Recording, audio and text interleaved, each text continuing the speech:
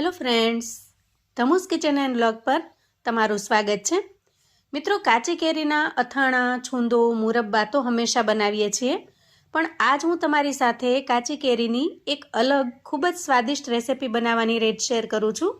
એકદમ ચટપટી ટેસ્ટી બનતી આ રેસિપી 100% બનાવતા જ પૂરી થઈ જાય એવી મજેદાર બને છે. રોજ કરતાં 2 રોટલી વધારે ખવાશે અને શાકની તો બિલકુલ જરૂર પણ નહીં પડે. તો ચાલો ઝડપથી રીત જોઈ લઈએ. સૌથી પહેલા આપણે અહીંયા કાચી કેરી લઈશું. વજનમાં જોઈએ તો અંદાજે 300 ગ્રામ જેટલી કેરી છે અને કેરીની સાઈઝ આપણે આ રીતે મીડિયમ સાઈઝની હોય એવી પસંદ કરવાની છે. હવે બજારમાંથી લાવ્યા પછી સૌથી પહેલા કેરીને આપણે ધોઈ લઈએ. અહીંયા 2 થી 3 વખત પાણી લઈ કેરીને આપણે એકદમ સરસ રીતે ઘસીને ધોઈ લેવાની છે, જેથી ખાસ કરીને એનો ઉપરનો જે આ ચેપનો ભાગ હોય છે ને એ નીકળી જાય. ત્યાર પછી ધોયેલી કેરીને આપણે કોઈ કોટનનો ટુકડો હોય અથવા તો આ રીતે નેપકિન હોય એનાથી ખૂબ સરસ રીતે લૂછી લેવાની. એના ઉપર બિલકુલ ક્યાંય પણ પાણીનો ભાગ ન રહે એ રીતે ચોખ્ખી કરી લેવાની. કેરી ઉપર જો પાણીનો ભાગ રહેશે તો રેસિપી ઝડપથી બગડવા કરશે. હવે આપણે ગેસ ઓન કરીશું અને ગેસ ઉપર એક કડાઈ મૂકીશું. કડાઈ થોડી ગરમ થાય એટલે આપણે કડાઈમાં 2 ચમચા જેટલું તેલ ઉમેરી દઈએ. ખાસ કરીને આ રેસિપી માટે સિંગ તેલનો ઉપયોગ થતો હોય છે. મોટાભાગે આપણે કેરીના અથાણા બનાવીએ, છૂંદો બનાવીએ કે કોઈ પણ વસ્તુ જેને પ્રિઝર્વેટિવ કરવી હોય, લાંબા સમય સુધી સાચવી રાખવી હોય, તો આપણે હંમેશા એમાં સિંગ તેલનો ઉપયોગ કરતા હોઈએ છીએ, જેથી લાંબા સમય સુધી સારી રહે અને ટેસ્ટમાં પણ એકદમ સરસ બનીને તૈયાર થાય. તો અહીંયા મેં 2 ચમચા જેટલું સિંગ તેલ લીધું છે. તમારી પાસે આ રેસિપી બનાવતી વખતે જો સિંગ તેલ અવેલેબલ ન હોય તો તમે ઘરમાં રહેલું કોઈ પણ કુકિંગ ઓઇલ વાપરી શકો છો. હવે જુઓ, તેલ થોડું અમથું ગરમ થાય ને એટલે તરત જ આપણે એમાં કેરીને ટ્રાન્સફર કરીશું. આ સમયે કેરીને આપણે બિલકુલ આખી જ ઉમેરી દેવાની છે અને ગેસની ફ્લેમને એકદમ ધીમી રાખવાની છે. થોડી જ વારની અંદર કેરીનો રંગ ચેન્જ થવા લાગે છે. કેરીને લૂછવા પાછળના 2 મુખ્ય કારણ હતા. સૌથી પહેલા તો રેસિપી લાંબા સમય સુધી સારી રહે અને બીજું, આપણે કેરીને તેલમાં ઉમેરવાની હોવાથી જો એના અંદર પાણીનો ભાગ હોય ને તો અંદર ઉમેરતાની સાથે જ એના છાંટા ઉડવા લાગે, જેનાથી દાઝવાની પણ શક્યતા રહે છે. તો આ બંને કારણોને લીધે કેરીને સૌથી પહેલા આપણે સરસ રીતે લૂછી અને પછી જ ઉમેરવાની છે. આપણે કેરીને બધી જ સાઈડ આ રીતે કલર ચેન્જ થાય, થોડી સોફ્ટ થાય એ રીતે થવા દેવાની છે. તો તમને થશે કે જો કેરીને આ રીતે તેલમાં ફ્રાય કરવાની હોય તો છાલ ઉતારીને ન નાખી શકાય, પણ મિત્રો, જો છાલ ઉતારીને નાખીશું તો ધીરે ધીરે એના બધા જ પડ છૂટા પડવા માંડશે. આ રીતે જે આખી કેરી છે એ છૂટી પડવા માંડશે અને તેલની અંદર વિખેરાઈ જશે. તેથી છાલની સાથે જ આપણે એને સરસ રીતે ફ્રાય કરી લઈએ. હવે જુઓ, આ રીતે થોડો કલર ચેન્જ થાય ત્યારે અંદાજે 1 મિનિટ સુધી ઢાંકણ ઢાંકી સરસ રીતે થવા દઈએ, જેથી અંદરની ગરમીથી જ કેરી સરસ રીતે પાકી જશે, એકદમ સરસ સોફ્ટ થઈ જશે. તો ઢાંકણ પછી લાંબા સમય સુધી નહીં રાખીએ, માત્ર 1 મિનિટ જ રાખવાનું છે. તરત જ ખોલીને ચેક કરી લઈએ. અહીંયા કેરીની એક પણ સાઈડ કોરી ન રહે, સરસ રીતે બફાઈ જાય એ રીતે અલટાવી પલટાવી અને સરસ રીતે શેકવાની છે. જુઓ, જે બાજુ તમને ગ્રીન દેખાય એ બાજુ હજી એ કાચી છે. હવે આ રીતે થોડી વાર ફ્રાય થયા પછી કેરી થોડી સોફ્ટ થઈ છે. જુઓ, અંદરથી નરમ થઈ ગઈ છે. આ રીતે ફ્રાય કરતા અંદાજે 3 મિનિટ જેટલો સમય થયો છે અને ઓલમોસ્ટ કેરીનો રંગ છે એ ચેન્જ થઈ ગયો છે. એકદમ સરસ પાકેલી હોય એવી સોનેરી કલરની થઈ ગઈ છે. જુઓ, અને બધી જ કેરી અંદરથી સરસ રીતે સોફ્ટ પણ થઈ ગઈ છે. તમે આ રીતે સ્પેચ્યુલાની મદદથી અથવા તો તાવેથાની મદદથી ચેક કરી શકો છો. જ્યારે તમને એમ લાગે કે કેરી સરસ રીતે સોફ્ટ થઈ ગઈ છે, આ રીતે દબાવતા થોડી દબાય છે, એ સમયે ગેસની ફ્લેમને બંધ કરીશું. ત્યાર પછી કેરીને આપણે કોઈ પ્લેટની અંદર કાઢી લઈએ અને થોડી વાર માટે ઠંડી થવા દઈએ. કેરીને ફ્રાય કરતા જે આ તેલ વધેલું છે એ તેલને આપણે બિલકુલ ફેંકીશું નહીં, આપણે એનો આગળ ઉપયોગ કરીશું.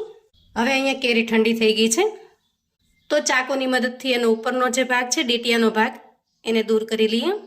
હવે હાથની મદદથી પ્રેસ કરી આપણે એના અંદરનો પલ્પ કાઢી લેવાનો છે. આ રીતે થોડું જ પ્રેસ કરશો ને એટલે એકદમ આરામથી નીકળી જશે અને સાથે સાથે એના ગોટલાને પણ કાઢી લેવાનું છે. અહીંયા તમે જોઈ શકો છો કેરીનો પલ્પ પાકી અને યલો કલરનો થઈ ગયો છે, એટલે કે સરસ રીતે પાકીને તૈયાર થઈ ગયો છે. ત્યાર પછી કેરીની અંદર જેટલો પલ્પ છે એ બધા જ પલ્પને આપણે હાથની મદદથી આ રીતે પ્રેસ કરી અને કાઢી લેવાનો. એકદમ આસાનીથી અને સરળતાથી બધો જ પલ્પ નીકળી જશે અને આ જે છાલ વધે છે ને એ છાલને પણ આપણે બિલકુલ ફેંકીશું નહીં, એનો કઈ રીતે ઉપયોગ કરવાનો છે એ પણ હું તમને આગળ બતાવું છું. મિત્રો, કાચી કેરીના ફાયદા વિશે તમે જાણતા જ હશો. કાચી કેરી ખાવાથી શરીરની પાચન શક્તિ વધે છે, એસિડિટી અને ગેસની સમસ્યા દૂર થાય છે, અને કાચી કેરીમાં વિટામિન સી વધારે પ્રમાણમાં હોવાથી ઇમ્યુનિટી સિસ્ટમને બૂસ્ટ કરે છે, ઇમ્યુનિટી વધારે છે, અને સ્કિન માટે પણ ખૂબ જ સરસ ગણાય છે. જુઓ, અહીંયા આપણે બીજી કેરીમાંથી પણ સરસ રીતે પલ્પ કાઢીને તૈયાર કરી લીધો છે. તો આ રીતે બતાવ્યા મુજબ હું બધી જ કેરીમાંથી પલ્પ કાઢીને તૈયાર કરી લઉં છું. તો જુઓ, આ રીતે પલ્પ કાઢીને તૈયાર કરી લીધો છે. રેસીપી બનાવવા માટે કેરી જો વધારે પડતી પાકેલી લઈએ તો એમાં રેસાનું પ્રમાણ વધારે હોય છે, જ્યારે કાચી કેરીની અંદર રેસા બિલકુલ હોતા નથી, અને જો રેસા નહીં હોય ને તો જ આ રીતનું ટેક્સચર બનીને તૈયાર થશે. હવે કેરીની જે આ છાલ વધી છે એ છાલને તમે નાના નાના પીસ કરી અને કેરીના પલ્પની અંદર પણ ઉમેરી શકો છો. અને જો એ રીતે ન ઉમેરવા હોય તો આ કેરીની છાલને તમે કોઈ પણ દાળ શાક બનાવવામાં ઉપયોગમાં લઈ શકો છો. ખરેખર જેમાં પણ નાખશો ને એનો ટેસ્ટ 100 ગણો વધી જશે. ખટાશ માટે તમે આ કેરીની છાલનો ઉપયોગ કરી શકો છો. ખાસ કરીને અડદની દાળની અંદર આ છાલ નાખશો ને તો એનો ટેસ્ટ ખરેખર અમેઝિંગ બને છે. અને વળી ફ્રાય થયેલી હોવાથી એના ઉપરનો જે થોડો ઘણો કડવો ટેસ્ટ આવે છે એ બિલકુલ નહીં આવે. ત્યાર પછી આપણે એક કડાઈ લઈશું અને કેરીને તળતા જે તેલ વધેલું છે એને કડાઈમાં ટ્રાન્સફર કરીશું. આપણે આ કડાઈનો પણ ઉપયોગ કરી શકીએ, પણ એના અંદર જે તળ્યા પછીની કાળાશ છે એ રેસીપીના કલરને બગાડી દેશે, એટલા માટે આપણે અહીંયા કડાઈને ચેન્જ કરી છે. હવે ગેસ ઓન કરી એ કડાઈને આપણે ગેસ પર મૂકીશું. તેલ થોડું ગરમ થાય એટલે અંદાજે 2 ચમચી જેટલી વરિયાળી ઉમેરી દઈએ. વરિયાળીનો ટેસ્ટ આમાં ખૂબ જ સરસ આવે છે, એકદમ મસ્ત લાગે છે. 1 ચમચી જેટલા ધાણાના કુરિયા ઉમેરીશું અને થોડા આમથા અડધી ચમચી જેટલા આપણે અહીંયા રાઈના કુરિયા ઉમેરીશું અને ચપટી જેટલી હિંગ ઉમેરીશું. હવે આ બધી જ વસ્તુને પહેલા તેલની અંદર થોડી સાંતળી લઈએ, જેથી ધાણાના કુરિયા, રાઈના કુરિયા અને વરિયાળી સરસ રીતે ફ્રાય થઈ જાય. અને ત્યાર પછી આપણે તૈયાર કરેલો કેરીનો પલ્પ ઉમેરી દઈએ અને વઘારની અંદર સરસ રીતે મિક્સ કરી લઈએ. આ રેસીપી બનાવવા માટે તમારે ગોટલા અલગથી કાઢવાની જરૂર નહીં પડે. ગોટલા કાચા હોય તો તમારે કાઢી લેવાના, બાકી આ રીતે સ્કિન જાડી થઈ ગઈ હોય અને ગોટલા પાકી ગયા હોય તો એને રહેવા દેવાના, કેમ કે ગોટલા રહેશે ને તો એ પ્રિઝર્વેટિવનું કામ કરશે. હવે આ બધી જ વસ્તુને મિક્સ કર્યા પછી આપણે એમાં મસાલા કરી લઈએ. તો સૌથી પહેલા થોડું 5 ચમચી જેટલું સંચળ ઉમેરીશું, અડધી ચમચી જેટલું લાલ મરચું પાવડર ઉમેરીશું, થોડું રૂટીનમાં જે વાપરતા હોઈએ સાદું મીઠું એ ઉમેરી દઈએ અને થોડો ઉમેરીશું અડધી ચમચી જેટલો શેકેલા જીરાનો પાવડર. હવે આ બધા જ મસાલાને આપણે સરસ રીતે મિક્સ કરી લઈએ. મસાલા સરસ રીતે મિક્સ કર્યા પછી અહીંયા આપણે 300 ગ્રામ જેટલો ગોળ લીધો છે. તો જેટલી આપણે કેરી લીધી છે એટલો જ ગોળ લીધો છે. તમે જો ઓછું મીઠું ખાતા હો એટલે કે ઓછું ગળ્યું ખાતા હો તો તમારે 200 કે 250 ગ્રામ જેટલો ગોળ લેવાનો છે, પણ મારા ઘરમાં બધાને મીઠું વધારે ભાવે છે, જેથી મેં થોડો ગોળ વધારે ઉમેર્યો છે. આમ કહીએ તો તમે રેસીપીમાં કેરીના પ્રમાણમાં જેટલી કેરી હોય એના સામે એટલો જ ગોળ લેવાનો, જેથી ખટાશ સરસ રીતે બેલેન્સ થઈ જશે. હવે જુઓ, અહીંયા ગોળને આપણે છોલીને ઉમેર્યો છે એટલે ખૂબ ઝડપથી સરસ રીતે મિક્સ થઈ જશે. અને ખાસ કરીને ગોળ છે એ દેશી ગોળ પસંદ કરવાનો, જેથી રેસીપીનો ટેસ્ટ એકદમ મસ્ત મજેદાર બનીને તૈયાર થાય.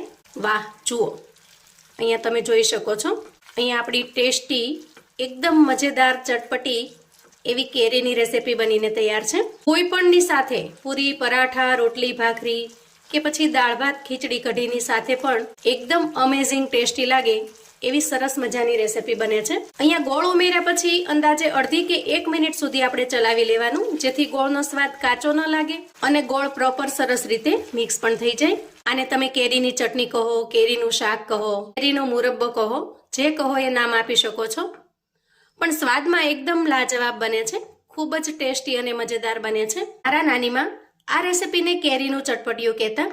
ખાસ કરીને કેરીની સિઝન શરૂ થાય ને એટલે અમે નાનીમાને કહેતા કે બા ચટપટિયું બનાવી દો ને. તમે આને કેરીનું ચટપટિયું પણ કહી શકો છો. આ રીતે ધીરે ધીરે જેમ જેમ થોડું થોડું ઠંડુ થતું જશે ને એમ એ થોડું ઘાટું થતું જશે. રોજબરોજના અથાણાને ચટણી કરતા કંઈક અલગ બને છે અને ટેસ્ટમાં એકદમ સરસ લાજવાબ. જેમ જેમ પડ્યું રહેશે એમ થોડું થીક થશે, જેથી તમને એનો લુક કેરીની ચટણી જેવો લાગશે. ફ્રીજ વગર પણ 1 મહિના સુધી બહાર ખૂબ સરસ રહે છે. અને ફ્રીજની અંદર જો રાખશો તો વર્ષોના વર્ષો સુધી આ ચટણીને કશું જ નહીં થાય. પણ સૌથી મજાની વાત એ છે મિત્રો કે જેવી બનાવશો ને એવી જ પૂરી થઈ જશે, કેમ કે ઘરમાં નાના મોટા સૌ બાળકોથી લઈ મોટા બધાને ખૂબ જ પસંદ આવે એવી ટેસ્ટી બનશે.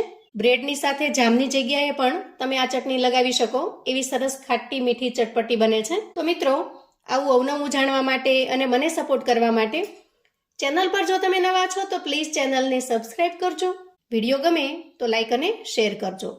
તમારા સગા સંબંધી મિત્રોને પણ આપણી આજની એકદમ અલગ રીતે બનાવેલી કેરીના ચટપટિયાની રેસિપી ચોક્કસથી મોકલી આપજો, જેથી એ લોકો પણ બનાવીને તૈયાર કરી શકે, એન્જોય કરી શકે અને એના પરિવારને પીરસી શકે.